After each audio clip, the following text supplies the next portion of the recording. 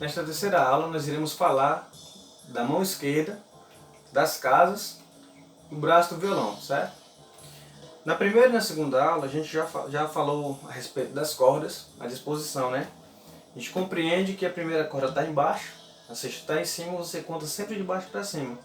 Mas nesse exato momento o violão está nessa posição, então a gente tem que lembrar que a primeira corda, tem que perceber que a primeira corda está aqui desse lado. Então primeira, segunda, terceira, quarta, quinta e sexta, certo? De novo, primeira, segunda, terceira, quarta, quinta e sexta. Estou fazendo tudo isso com apenas um dedo para ficar mais fácil de compreender, certo? Nós temos aqui esses espaços que você percebe que alguns são grandes, outros são um pouquinho menor e esses são bem pequenininhos, né? Naturalmente, o que tem menos espaço vai ficar mais complicado para um ou dois deles estar tocando. Mas a gente vai falar aqui dessa primeira parte do violão, essa primeira parte do braço. Então a gente percebe que esse espaço aqui é o que a gente vai chamar de primeira casa.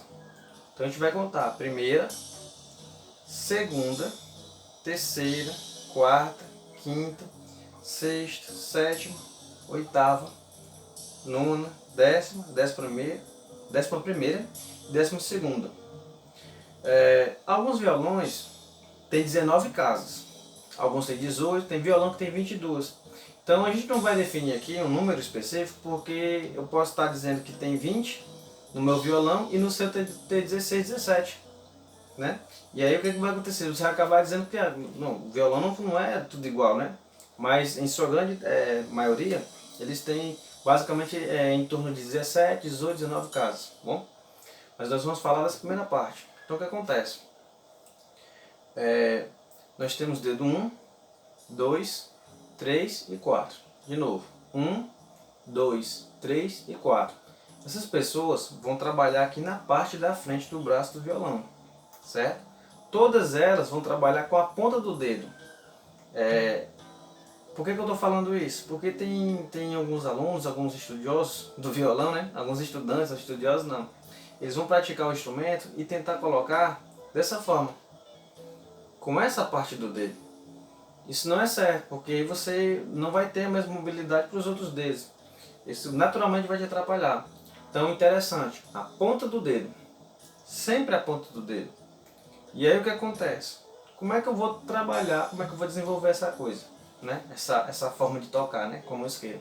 Primeira coisa que eu vou ter que pensar não é nem no que está acontecendo na frente, é o que está acontecendo aqui atrás com esse rapaz.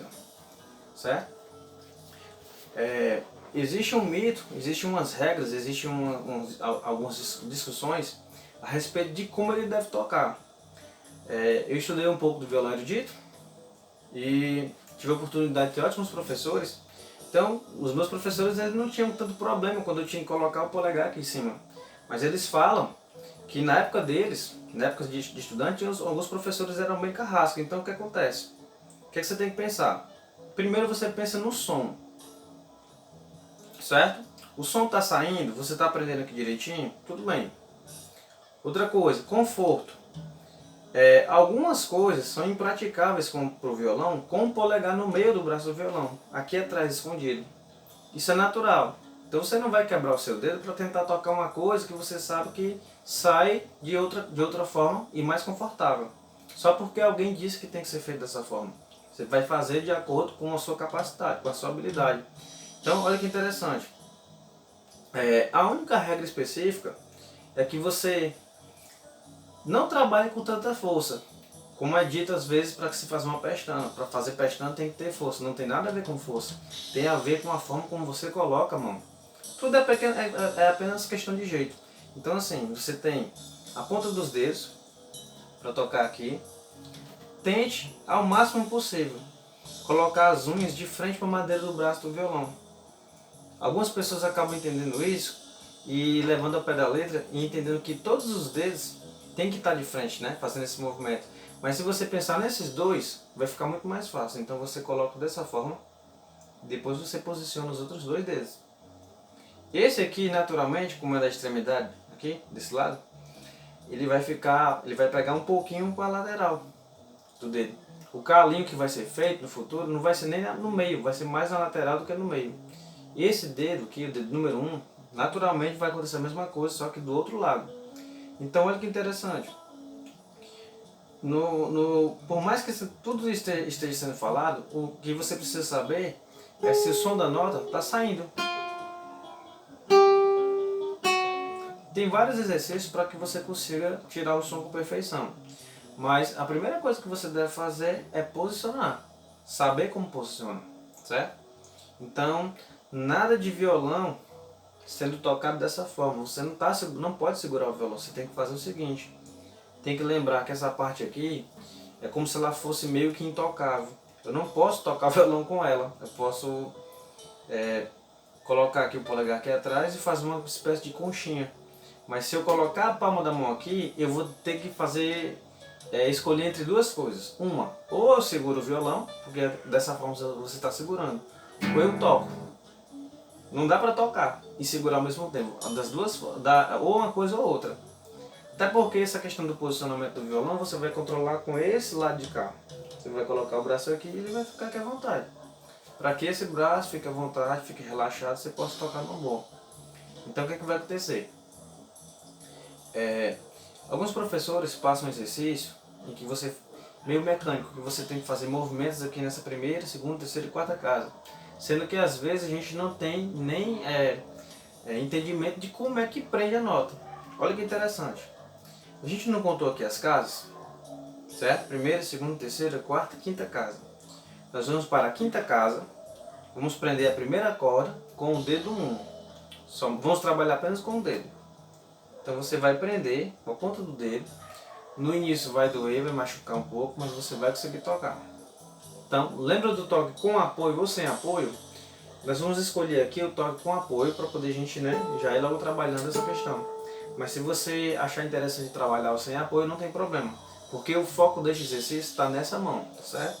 Então você vai fazer, vai prender e vai tocar as 4 vezes. Para que você não se sinta cansado nem fadigado, você vai trocar.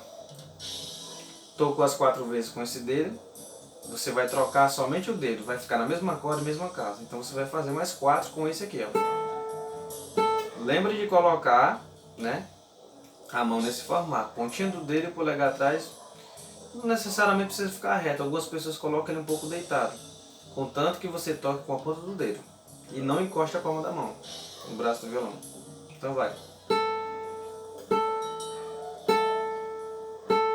Próximo exercício.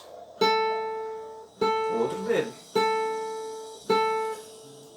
Próximo exercício. O outro dedo. E aí chega numa coisa que incomoda alguns alunos. Às vezes, a criança ou o adulto ele não tem uma certa habilidade ainda, ele ainda não desenvolveu isso. Então ele coloca o dedo de qualquer forma, então ele não coloca força suficiente no dedo. E acaba saindo isso, ó. Você tem que pensar o seguinte, você vai pressionar um pouquinho, você vai fazer um pouco de força. Você vai perceber que está começando a sair o som da nota. Mas tem um chiado, um negócio aqui incomodando. Então você vai fazer um pouquinho mais de força. E é nisso que você vai perceber, é nessa ação, com essa ação que você vai perceber que o som está começando a sair. Mas de novo, naturalmente o seu dedo vai doer, vai fazer um calinho e você tem que lutar para que esse calo apareça o mais rápido possível. Mas você diz, professor, vai doer, irmão. Para que não sofra tanto, esse exercício é uma boa, porque você vai fazer o quê? Você vai estar alternando os dedos, que vai estar sofrendo aqui, né? Toca 4 com esse. Toca 4 com esse. Mais 4 com esse. E mais 4 com esse. Isso aqui é para que você comece a produzir som no violão. Comece a entender como é que você tem que tirar o som do instrumento. Como você faz com que o som aconteça. Som de qualidade, certo?